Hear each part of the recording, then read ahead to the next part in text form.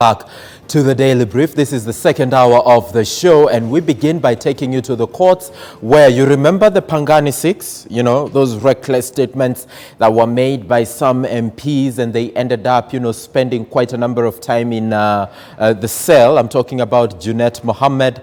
There was Moses Kuria. There was also the Bahati MP, just to mention but a few names. Today, this case is back in court, and the agenda before the court is to define or tell the nation whether or not the charge sheet is defective. So that is the matter before the court this morning, and would like to cross over to the court and just listen into what's happening and as far as this case is concerned this far.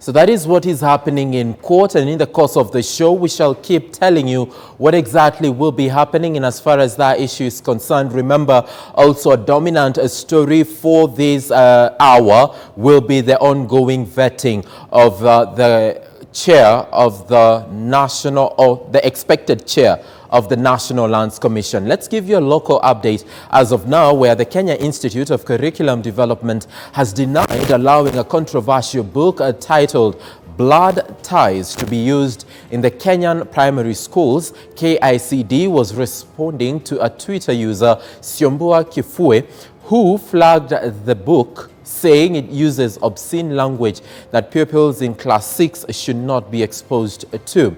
Kifue alleged that the book had been okayed by the KICD for use in class 6, but the school's curriculum agency vehemently refutes Kifue's claim, saying it is not listed in the orange book that contains a list of all books that schools should use for their teaching and learning. Now, elsewhere, Third Way Alliance has sued the Kirinyaga County Assembly and its speaker over the rejection of the Punguza Mizigo Bill. The party claims the County Assembly of Kirinyaga used an unlawful process to reject the Punguza Mizigo Bill, and the party now wants the court to quash the decision by the MCAs and compel the Assembly to conduct a public participation exercise on the bill. They also want the court to issue orders that the bill will be reintroduced in the Assembly within 5 days for a fresh voting exercise. Now let's cross over to the international front, where at least 27 people, many of them children, were killed in a fire at a boarding school in a suburb of Liberian capital Monrovia. The fire is believed to have broken out in the early hours of Wednesday morning when the Quranic school students were sleeping in a building near their mosque, and President George Weah has visited the scene and expressed his condolences. A police spokesman said the fire was caused by an electrical problem, but investigations are still ongoing. Elsewhere, Saudi Arabia's defense ministry has shown off what it says is wreckage of drones and cruise missiles that proves Iranian involvement in the weekend attacks on 2 oil facilities. It said 18 drones and 7 cruise missiles were fired from a direction that ruled out Yemen as a source. Yemen's Iran-aligned Houthi rebels have said they are behind the attacks, and Iran has denied any involvement and warned it would retaliate against any attack that targeted it.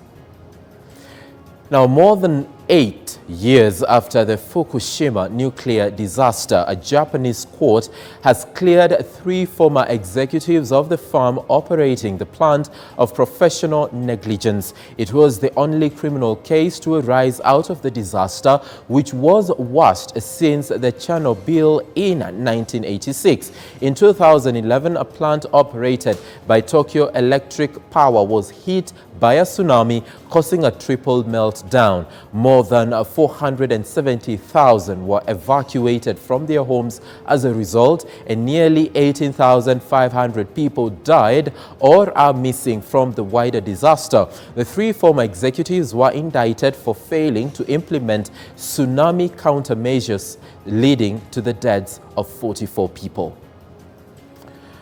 Right, and that is it in as far as our local and international news update is concerned. Remember, this is the second hour of the show. It is one that will see us heavily concentrate on what's happening in Parliament this morning, where the Departmental Committee on Lands is vetting various persons who've been nominated as chairperson or member to the National Lands Commission. And currently before this committee is Gerishom Otachi, who's been poised to take over the position of chairperson of the National Lands Commission. So expect a lot of that in as far as that issue is concerned. We shall also be interacting with our reporters from across the 47 regions, and I believe right now we need to bring in Fred Kai, who's joining us live from Mombasa County, and there he is. Fred Kai, what is currently happening in Mombasa?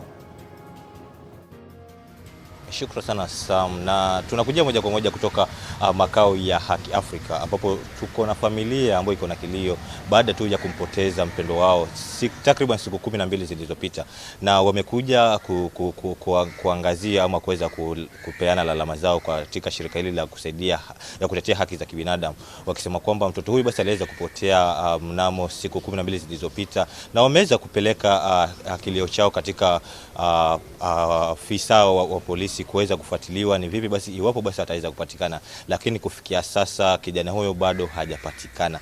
Na tutaweza kuongea nao tu moja kwa moja tu watuambie ni njia zipi ambayo kijana huyo aliweza kupotea, na iwapo basi kuna usaidizi wowote washaweza kupata, na kwa sasa ni lipi ambalo wanatarajia kutoka kwa maafisa wa polisi. Pengine moja kwa moja tuweze tu kwanza tuna majina yako na tuambie tu kijana alipotea lini.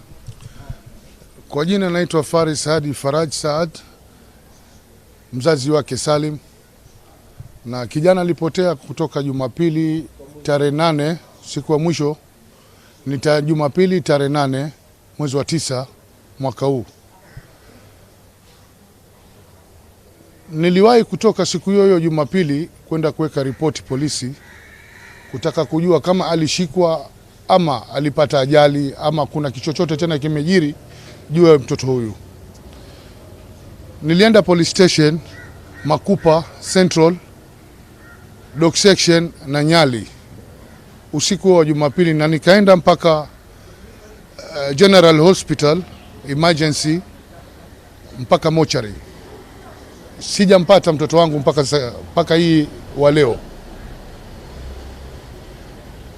Nikafanya upelelezi, tukafanya upelelezi kwa njia ya CID hapo Urban, na tukaenda pia province, nikasaidika na bwana Sila, na mpaka sasa hivi hakuna ripoti yote ya huyu kijana.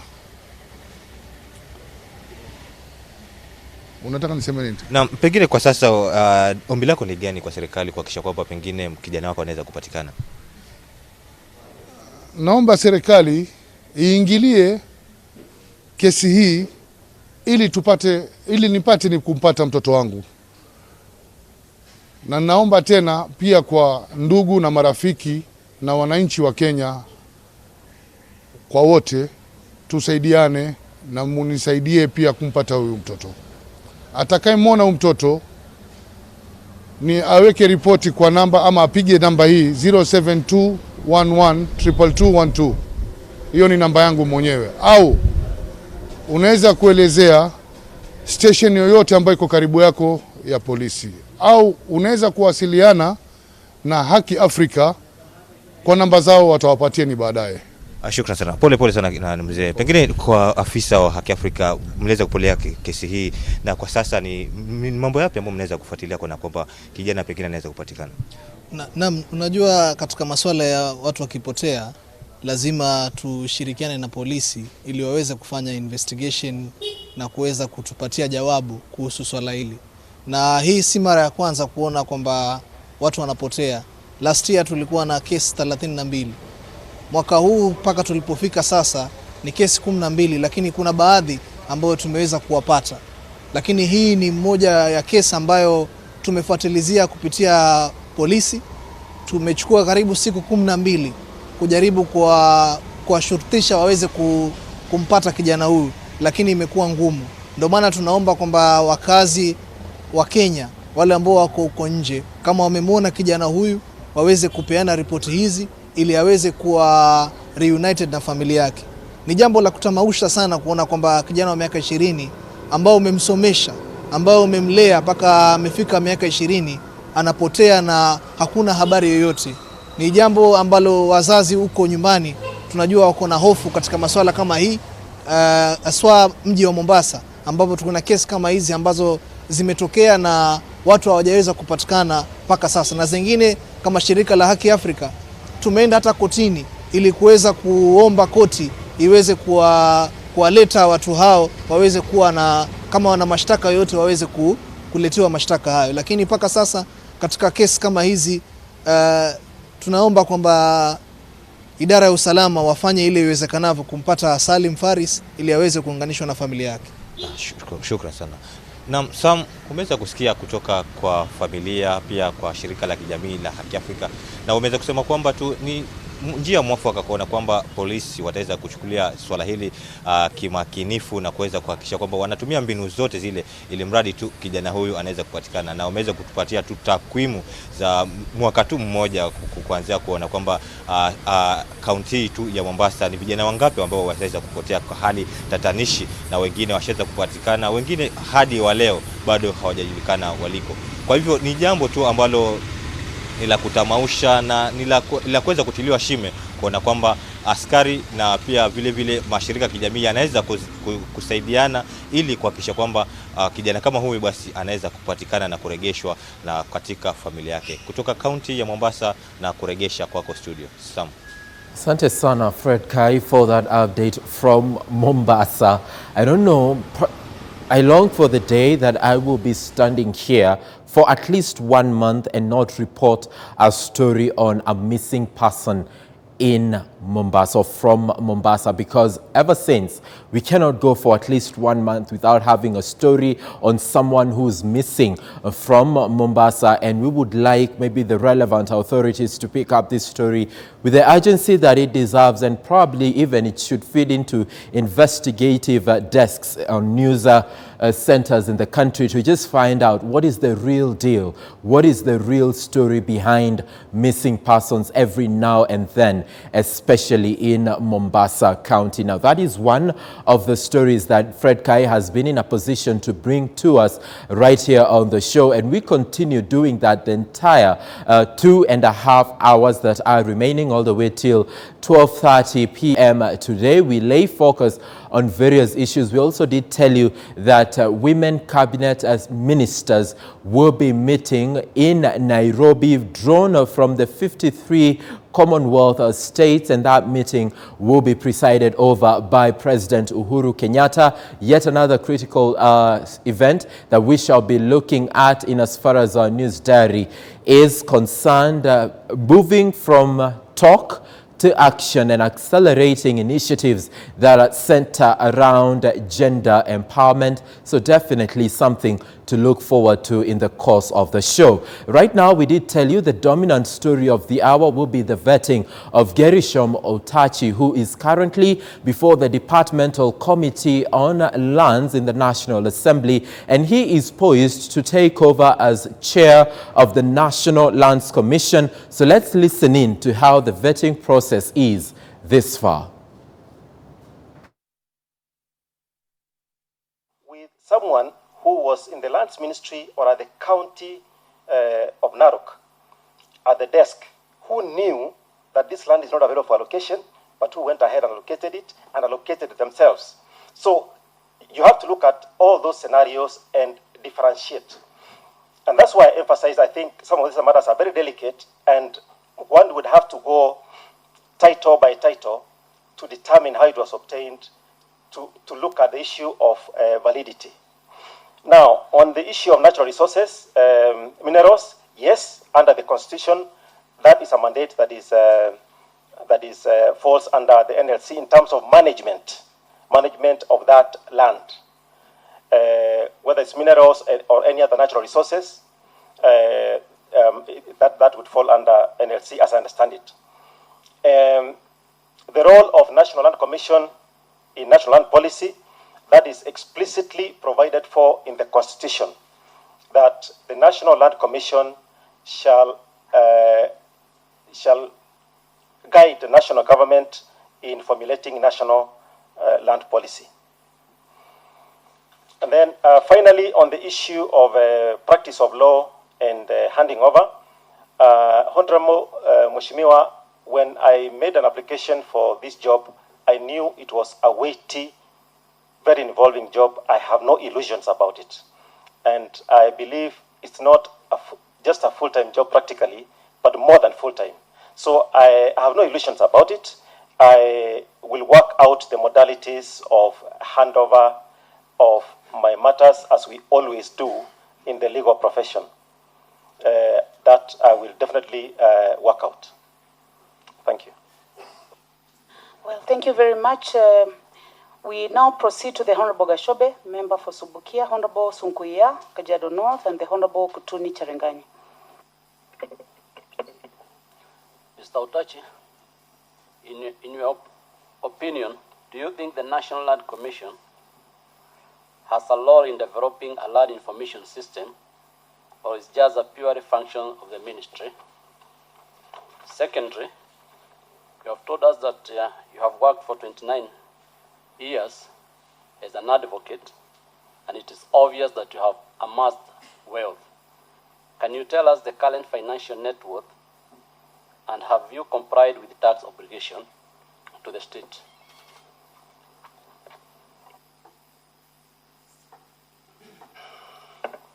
Thank you, Chair. Let me take this opportunity to congratulate the Chair for your appointment as the Chairman of the Land Commission. The Environment and Land Court, as established under Article 162 of the Constitution, has jurisdiction to hear and determine matters relating to the land. We, however, know that the court processes are long and slow, which may affect issues of access to justice by Kenyans. For example, my people are in Mosiro, where people took title deed. They walk for 180 kilometers, the place they don't know. What, in your view, can be done by the National Land Commission to assist Kenyans assess justice in land conflict? Next.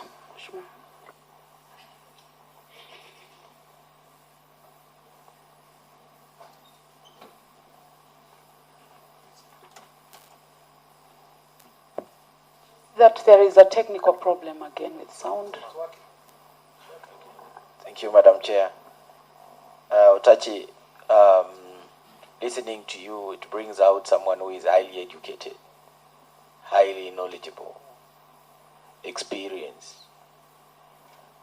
And it takes me back to Professor, the former chair, who was highly knowledgeable, very experienced. And the expectation was so high. The eloquence was of this kind that we're experiencing today. But 6 years down the line, you see the experience is there, the outcome is there.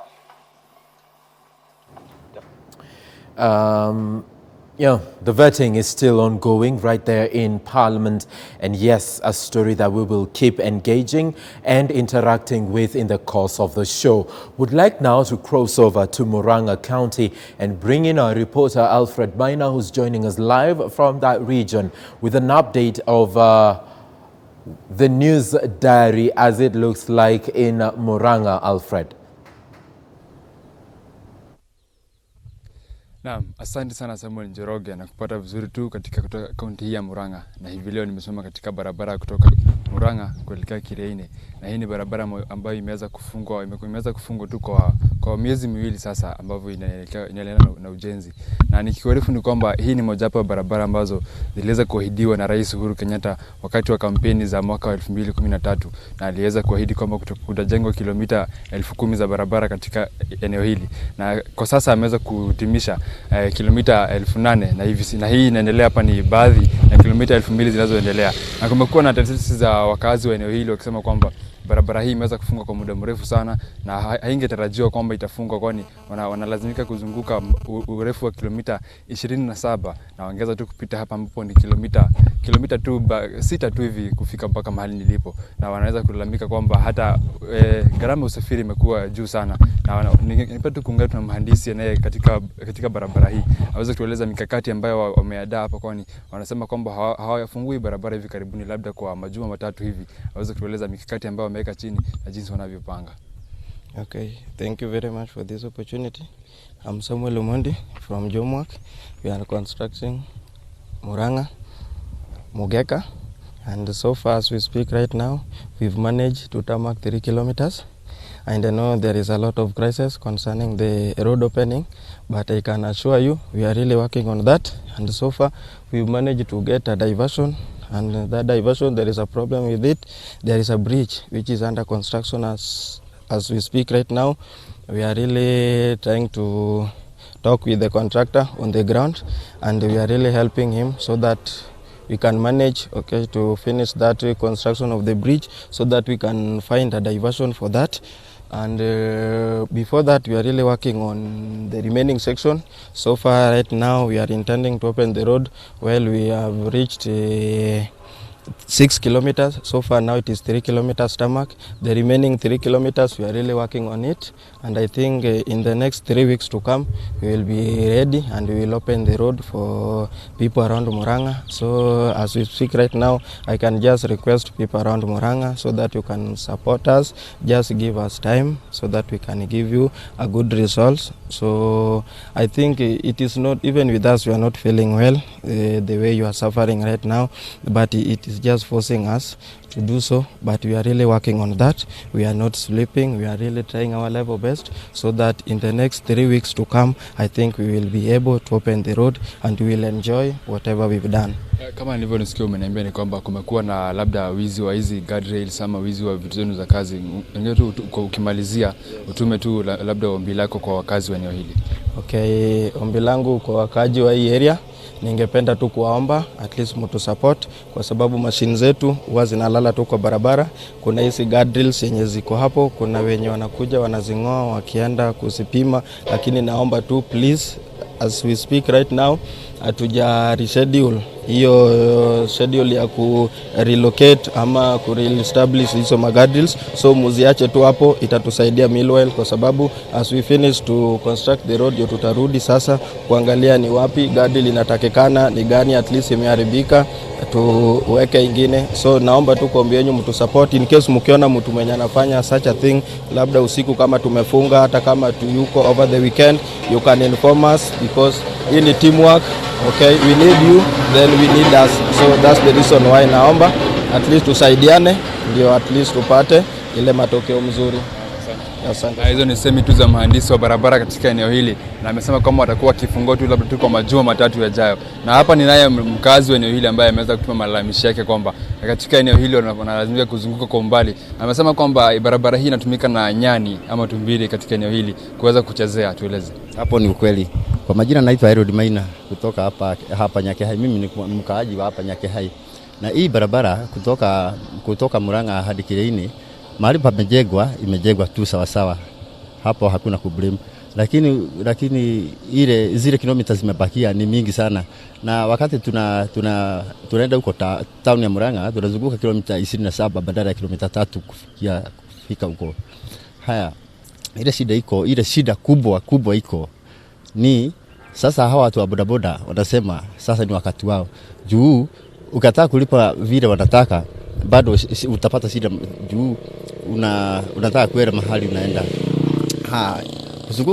Kuzunguka hizi kilomita 27 kutoka hapa Nyakehai hadi Murang'a, unazunguka kutoka huko Mahuaini, Kigetuini, Gakonya, ukifika huko Murang'a. Sasa ile shida iko ni hii fare hata inakuwa juu sana mara 10. Asante. Samuel, naweza tu kuungana na mzee katika eneo hili ambaye naona ameshika uteo, labda ametoka tu kununua katika sokoni, aweze kutueleza jinsi ambavyo umeweza kuendea barabara hii iko vipi? Hii barabara tuko na shida naye. Kwa vile mwenendo wa kwenda town, magari yote ilifungwa. Badala ya barabara kukatwa mara 2, upande moja gari sikiwe zikwenda, wakimaliza upande huu unarudi upande huu mwingine. Sasa sisi tuko na shida tayari. Tena upande wa nauri. Sasa unaona hata hii pikipiki inachukua, yani inatumia mafuta mingi sana. Inatumia mafuta mingi. Nauli imepanda ama imeshuka? Nauli. Iko vipi? Nauli kama hii matatu ikirudi, nauli itashuka. Asante. Na asante Samuel Njoroge, ameweza kusikia ni kwamba wakazi wa eneo hili wanatuma la mazao, kwani katika barabara hii haipitiki kwa sasa. Wanasema kwamba wanalazimika kutupita barabara nyingine ndefu. Hata tumesawaambia. Asante. Na umesikia mzee kwamba bado analalamika kwamba hii barabara haipitiki, hata wanalazimika kutumia barabara ya mbali ama kulipa nauli kwa bei kali. Na hivi sasa namalizia tu hapo, na kwa ajili ya mpiga picha wangu na Wamboi Mwangi Okapi, na kurudisha kwa Samuel. Thank you so much, Alfred Maina, for that update from Murang'a County. Indeed, it's all about rehabilitation of major roads in this particular county, and that is the story that Alfred Maina is following up on. Remember, we also told you that the County Public Accounts and Investments Committee is today expected to have a sitting with Makueni County Governor, that is Kivutha Kibwana. They will be looking into audit reports, especially between the periods of 2017 and 2018. And currently speaking is the chair of the select committee of the Senate, that is Moses Kajwang. It is still not clear whether or not Makueni County Governor will appear, or he will follow into the footsteps of Alfred Mutua, Machakos Governor, who declined to appear before the same committee yesterday. So these are the proceedings that are currently ongoing in Kitui. As of now, we will be getting a more precise update from our team in that particular region, and they will be telling us whether or not Professor Kivutha Kibwana will appear or has appeared before that committee. However, right now, it's time for a break. At 28 minutes past the hour, we resume after a short while with more on the Daily Brief.